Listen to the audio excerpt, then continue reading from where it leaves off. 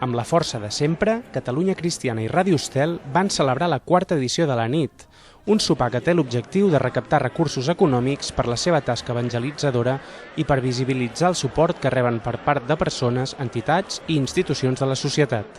Penso que hem d'estar molt contents. Aquest sopar que organitzem, la gent que ve, que és molta, manifesta el seu afecte, manifesta la seva valoració, perquè és Catalunya Cristiana i Ràdio Estel, i això ens omple de goig. I jo demanaria a tots que tot aquest afecte i aquesta estimació es tradueixi sempre amb una propaganda personal.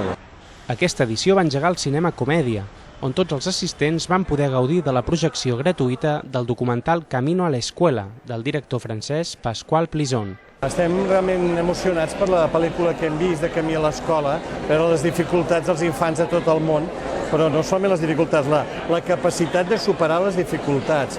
Llavors, tant color m'ha fet pensar que Catalunya Cristiana sortirà a partir d'ara tot en color. La vida és en color, no? I els colors del món són els colors de l'Església i són els colors que hem fet nostres. La gent avui sent els colors. Un cop a l'hotel Avinguda Palace es va celebrar la gala habitual, aquest cop presentada per Oriol Casals i Eva Franquès.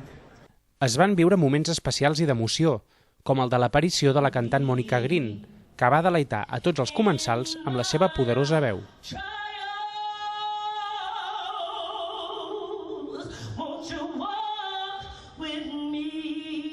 O el de la rifa, que es va organitzar després del sopar. L'actor Joan Pera va ser l'encarregat d'exercir de mà innocent i de repartir els premis. Aquesta rifa va ser un èxit gràcies a la implicació de tots els nens i nenes que van ajudar a repartir i vendre els números.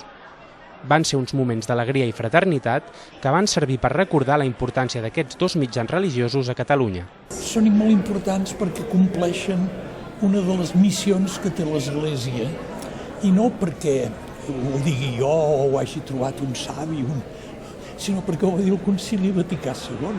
Catalunya Cristiana i Ràdio Estel són com si diguessis una persona, hi ha d'haver-hi parròquies, i doncs hi ha d'haver-hi instruments perquè l'Església tingui una veu pública. Molta gent va a l'Església cada diumenge i no hi troba res, o no hi trobava res, ara hi troba Catalunya Cristiana, entén? I aquí a Sant Llarg va fer una feina, com que està molt ben feta, té un esperit, arrossega el bon esperit conciliar, el bon esperit, diguem-ne, doncs del concili. La Ràdio Estel és una ràdio diferent, però que és una ràdio feta amb elegància d'esperit.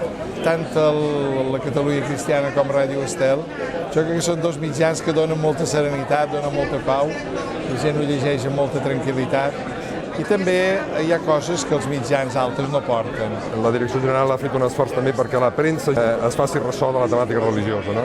Jo sempre he defensat que l'Església havia de tenir uns mitjans de comunicació propis perquè realment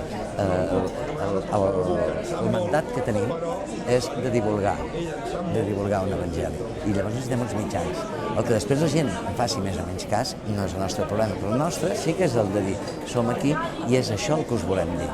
Que la vida ens doni una mica de tot. Amb música, regals i molta alegria, es va tancar una nit que demostra que Catalunya Cristiana i Ràdio Estel segueixen amb la força i l'entusiasme que els han fet referents durant tants anys al nostre país.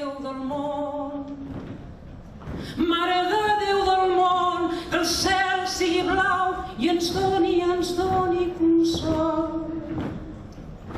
Que en el nostre cor sobre